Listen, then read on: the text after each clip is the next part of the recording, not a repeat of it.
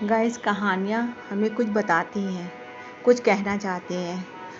और अगर आपको कहानियाँ सुनना पसंद है तो प्लीज़ मेरे चैनल महकती कहानियों को अभी तक आप लोगों ने सब्सक्राइब भी नहीं किया है तो प्लीज़ मेरे चैनल को सब्सक्राइब कर लीजिएगा। नोटिफिकेशन के लिए बेल आइकन को प्रेस कर लीजिएगा ताकि हमारी आने वाली हर कहानी सबसे पहले आपको मिल सके। मैं रानी। मेरे बेटे की शादी मैंने बड़ी मुश्किल से करवाई थी। वो एक लड़की से बहुत मोहब्बत करता था, लेकिन मैं नहीं चाहती थी कि उसकी शादी उससे हो। मैंने उसे बहुत समझाया और उसकी शादी गांव की एक भोली भाली लड़की से करवा दी। लड़की का नाम उरूज था। मुझे पता था कि ये लड़की मेरे बेटे और इस घर के लिए बहुत अच्छी है, इसलिए मैंने उस लड़की की शादी अपने बेटे सुहेल के साथ करवा दी थी। उरूज हमारे घर में आई लड़की बहुत ही घरेलू थी, बड़े बुजुर्ग का बहुत ही इज्जत करती थी और घर का भी बहुत सारा काम करती और बहुत ही ख्याल रखती। अभी 10 ही महीने हुए थे, लेकिन मुझे लगने लगा कि मैंने अपने बेटे की शादी इस लड़की से करवा कर बहुत अच्छा किया। मेरा बेटा सुहेल भी बहुत खुश लग रहा था, लेकिन उस रात के बाद मेरी ये सोच बदल गई। एक रात करीब 2 बजे मेरे बेटे के कमरे से चीखने की आवाज़ें आ रही थीं। ये चीखें मेरी बहू उरूज की थीं। मैंने थोड़ी देर तक तो सुना, फिर उसने चीखना बंद नहीं हो गया। मेरे हस्बैंड को भी ये सब सुनाई पड़ा और उन्होंने कहा कि ये सब क्या हो रहा है। मैंने उनसे कहा कि रात में पूछना और बेटे और बहू का दरवाज़ा खटखटाना अच्छा नहीं है। सुबह मेरी बेटी भी बोल रही थी कि मम्मी, रात को कौन चीख रहा था। मैंने उसकी बात काट दी, कहा कि कोई नहीं, शायद कोई बाहर से चीख रहा था।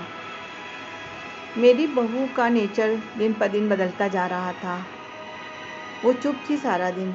मैंने सोचा शायद मियाँ बीवी के बीच कोई बात होगी, इसलिए मैंने कुछ पूछा नहीं। अगली रात फिर 2 बजे वही हुआ। मेरे बेटे के कमरे से फिर चीखने और रोने की आवाज़ें आने लगी थीं। इस रात वो करीब 10 मिनट तक चली। मेरी बेटी उठ गई और उसने हमारे कमरे का दरवाज़ा खटखटाया। मैंने दरवाज़ा खुला देखा तो वो बहुत डरी हुई थी। बोली, मम्मी ये क्या है? भाभी रोज़ रात को रोती और चीखती क्यों हैं? क्या होता है वहाँ? कमरे के अंदर चलो, अभी दरवाज़ा खुलवाते हैं। मैं दरवाजे के पास जाने लगी थी कि मेरे शौहर ने मुझे रोक दिया। कहा, रानी रुको, अभी बात मत करो, कल सुबह दोनों से बात करेंगे। उस रात को मेरा सोना मुश्किल हो गया था। सुबह मेरी बहू जल्दी उठकर घर के काम में लग गई। मैंने सुबह अपने बेटे के कमरे में जाकर पूछा, क्या बात है सुहेल, रात को बहू रोती क्यों है? और देखो, उसका चेहरा भी पूरी तरह उतरा हुआ है। क्या बात है? उसने कहा, कुछ नहीं। उसकी बातें और आंखों से साफ दिखाई दे रहा था कि जैसे वो कुछ छिपा रहा हो। उन्होंने भी उससे पूछा, लेकिन वो कुछ ना बोला और घर के बाहर चला गया। मैंने अपनी बहू से पूछा कि उरूज, क्या बात है बेटा, तुम क्यों रोती हो? ऐसा क्या बात हुई? तो उसने भी कोई जवाब ना दिया। फिर मैं उसका चेहरा देखने लगी। उसे देखकर ऐसा लग रहा था जैसे रात में वो ठीक से सोई नहीं थी। आंखें साफ बता रही थी। मैंने उससे पूछा, क्या हुआ बेटा, तुम रात को रो क्यों रही थी? वो बोली, रो रही थी? कब? नहीं तो मैं सो रही थी मम्मी, मुझे तो कोई आवाज़ नहीं आई। आप क्या बात कर रही हैं? उस कमरे में ऐसा क्या हो रहा था? ये बात तो मेरी बहू जानती थी या बेटा, लेकिन दोनों ही कुछ ना बता रहे थे। लेकिन दोनों के चेहरे से साफ पता चल रहा था कि बात तो ज़रूर कुछ है और दोनों ही छिपा रहे हैं। लेकिन क्या? अब जब भी रात आती मुझे नींद ही ना आती, क्योंकि आधी रात को फिर वही होता। मेरी बहू रोज़ ज़ोर से चीखती और रोती। मेरे मन में कई सवाल थे कि क्या होता है उस कमरे में। फिर एक रात करीब 2 बजे मेरे घर में वही हुआ जो मैंने सोचा भी नहीं था। मेरी बहू रात को कमरे से बाहर आ गई। उसके कपड़े कहीं भी जा रहे थे, उसे कुछ होश ही ना था। बाल खुले थे और घर के चौक में जाकर बैठ गई। ज़ोर ज़ोर से चीखने और रोने लगी थी। हम सभी घर वाले बाहर आ गए। मेरा बेटा भी कमरे में डरा हुआ बाहर आया बहू की ऐसी हालत देखकर हम सभी डर गए थे। मैंने अपने बेटे सुहैल से पूछा, क्या बात है ये? बोला, बस माँ देख लो, ये रोज़ रात 2 बजे ऐसा ही करती है। मैं आप लोगों को क्या बताता। सुबह जब उससे पूछता हूँ तो उसको कुछ याद ही नहीं रहता है। बोलती है मैंने तो कुछ किया ही नहीं। बहू जब थोड़ी देर बाद शांत हुई तो मेरे बेटे ने उसे कमरे में ले जाकर सुला दिया। मैं सोच रही थी कि ये क्या है। मैंने अपने बेटे को कहा तो उसके घर छोड़ा, सुबह मैं उसकी माँ से बात करूँगी। सुबह होते ही मेरे बेटे ने उसे कुछ बहाना करके उसके घर छोड़ आया। मैंने उसकी माँ से बात की। उसकी माँ ने कहा, ये क्या बोल रही हैं बहन, मेरी बेटी बिल्कुल ऐसी नहीं है। मैंने तो सोचकर सुहेल से शादी उससे की थी, वैसा हो नहीं सका। बहू को छोड़े अब 20 दिन हो चुके थे। इसी दौरान उसके घर से फ़ोन आता रहा, लेकिन मैंने टाल दिया। मेरा बेटा भी कह रहा था कि मेरे वो दिन कैसे निकले हैं मैं ही जानता हूँ, रात भर मैं डरा रहता था। मैंने उस पर फिर से ज़्यादा दबाव न डाला। मैं अपने आप को कोस रही थी कि मैंने अपने बेटे की शादी इस लड़के के साथ क्यों करवाई। मैंने अपने बेटे की ज़िंदगी बर्बाद करवा दी। अब मेरे घर में कोई ना चाहता था कि वो वापस आए। इन्हीं सब बातों में होते होते 3 महीने बीत गए। फिर एक दिन अचानक ही मेरी बहू अपने सामान के साथ वापस मेरे घर आ गई और आती ही मुझसे बोली, अम्मी, मैं जानती हूँ कि आप मेरे बारे में क्या सोच रही हैं, लेकिन सच क्या है ये मैं आपको बताती हूँ। उसकी बातों से मुझे लगा कि बात तो कुछ है जो वो बताना चाहती है। मेरा बेटा जब घर आया तो उसे देखकर गुस्सा हो गया। कहा, ये यहाँ वापस आ गई। अब मैं इस घर में नहीं रह सकता, मैं जा रहा हूँ। मेरी बहू ने उसी टाइम कहा, क्यों, सच सामने आ जाएगा इसलिए आप डर रहे हैं? बताइए आपको सच क्या है, मैं इस तरह क्यों करती थी?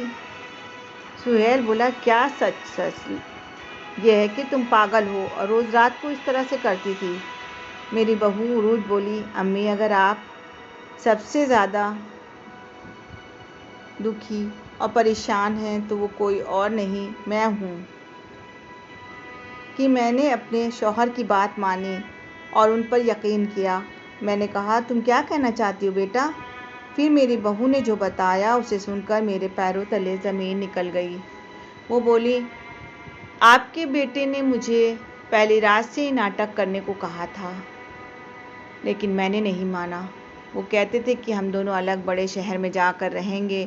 उन्होंने कहा, अगर ऐसे मेरे घर वाले मुझे छोड़ेंगे नहीं, तुम इस तरह का अगर ड्रामा करोगी तो वो डर जाएंगे और फिर हम अलग रहेंगे। पहले मैंने सोचा कि ये सब आप लोगों के साथ करने से अच्छा ना होगा, लेकिन फिर जब वो मुझसे बात नहीं करते, मुझसे नाराज़ हो जाते, तो मुझे उनकी बात आखिर में माननी पड़ी। फिर ये सब मैंने ड्रामा किया तो मुझे घर छोड़ दिया। मुझे आप सबकी नज़रों में पागल और ना जाने क्या क्या साबित कर दिया। उसके बाद ये मेरा फ़ोन ही नहीं उठाते थे। मैं उनका वहाँ मेरे घर पर इंतज़ार कर रही थी, लेकिन वो नहीं आए और मैंने समझ लिया कि उन्होंने मुझे बेवकूफ़ बनाया है, मुझसे झूठ बोला। ये मुझे अपनी ज़िंदगी से भगाना चाहते थे और मैं इस बात को समझ गई हूँ। अब मैं खुद ही इनसे दूर चली जाऊँगी, लेकिन मैं चाहती थी कि सच आप सभी के सामने आ जाए। मुझे अपनी बहू की बातों पर पूरा यकीन हो गया।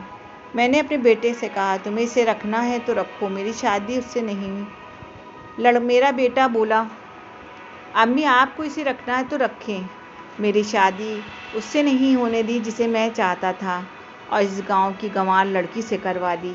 मैं चाहता तो यहाँ से चली जाए। तुम परेशान हो, सोचो कि मैंने क्या किया। अब भी मैं इस अपनी बीवी नहीं मानता। मैंने अपने बेटे से कहा, बेटा, तुझे इस घर में रहना है या नहीं, इसका फ़ैसला तू कर ले।